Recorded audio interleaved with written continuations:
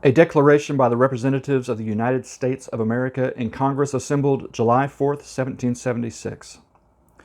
When, in the course of human events, it becomes necessary for one people to dissolve the political bands which have connected them with another, and to assume, among the powers of the earth, the separate and equal station to which the laws of nature and of nature's God entitle them, a decent respect to the opinion of mankind requires that they should declare the causes which impel them to the separation. We hold these truths to be self-evident, that all men are created equal, that they are endowed by their Creator with certain unalienable rights, that among these are life, liberty, and the pursuit of happiness, that, to secure these rights, governments are instituted among men, deriving their just powers from the consent of the governed,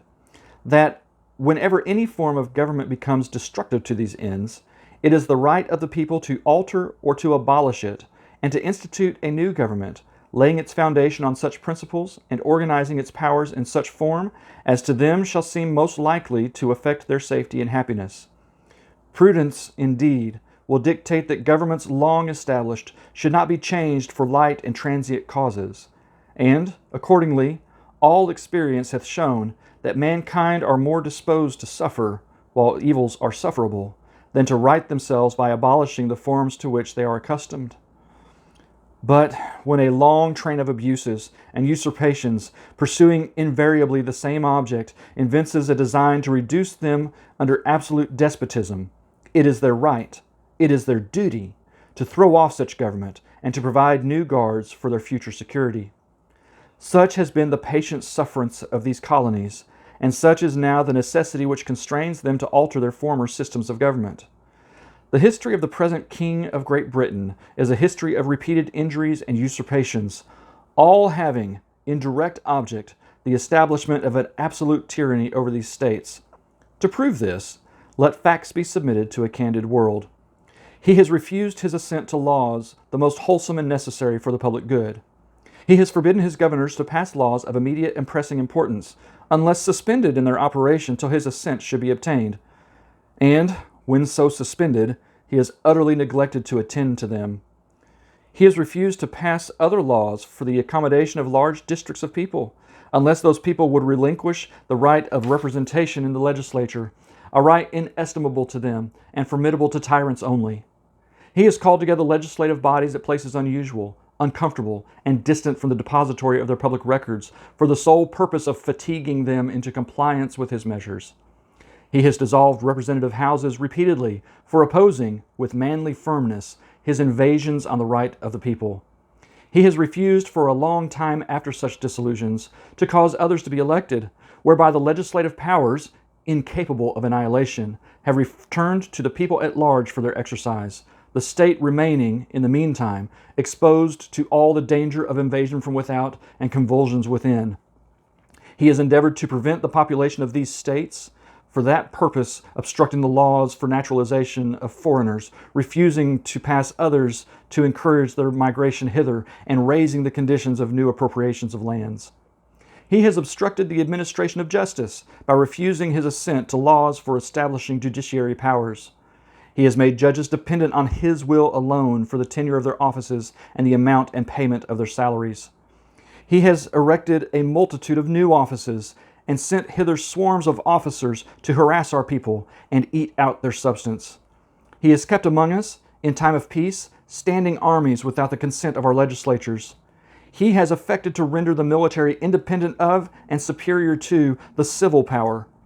He has combined with others to subject us to a jurisdiction foreign to our Constitution and unacknowledged by our laws, giving his assent to their acts of pretended legislation. For quartering large bodies of armed troops among us, for protecting them by a mock trial from punishment for any murders which they should commit on the inhabitants of these states, for cutting off our trade with all parts of the world, for imposing taxes on us without our consent, for depriving us in many cases of the benefit of trial by jury, for transporting us beyond seas to be tried for pretended offenses, for abolishing the free system of English laws in a neighboring province, establishing therein an arbitrary government, and enlarging its boundaries, so as to render it at once an example and fit instrument for introducing the same absolute rule into these colonies,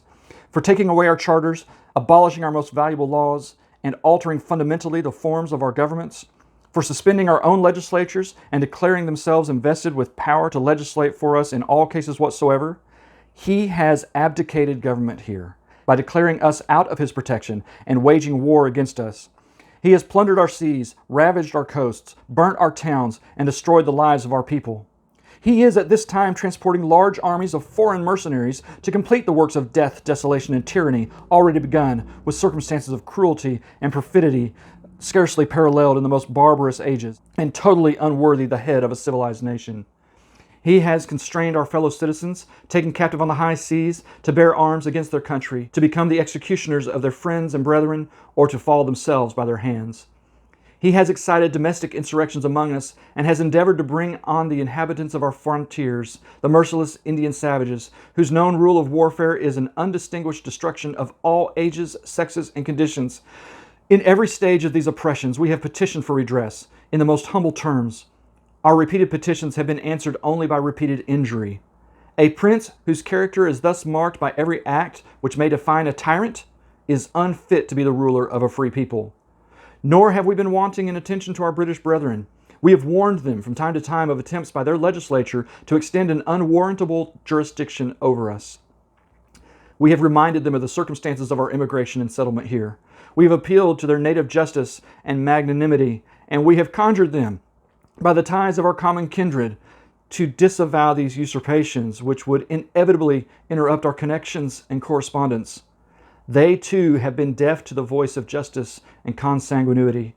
We must therefore acquiesce in the necessity which denounces our separation, and hold them, as we hold the rest of mankind, enemies in war, in peace, friends. We, therefore, the representatives of the United States of America, in General Congress assembled, appealing to the Supreme Judge of the world for the rectitude of our intentions, do, in the name and by the authority of the good people of these colonies, solemnly publish and declare that these united colonies are, and of a right ought to be, free and independent states, that they are absolved from all allegiance to the British Crown, and that all political connection between them and the state of Great Britain is, and ought to be, totally dissolved, and that, as free and independent states, they have full power to levy war, conclude peace, contract alliances, establish commerce, and to do all other acts and things which independent states may of right do. And, for the support of this declaration, with a firm reliance on the protection of divine providence, we mutually pledge to each other our lives, our fortunes, and our sacred honor.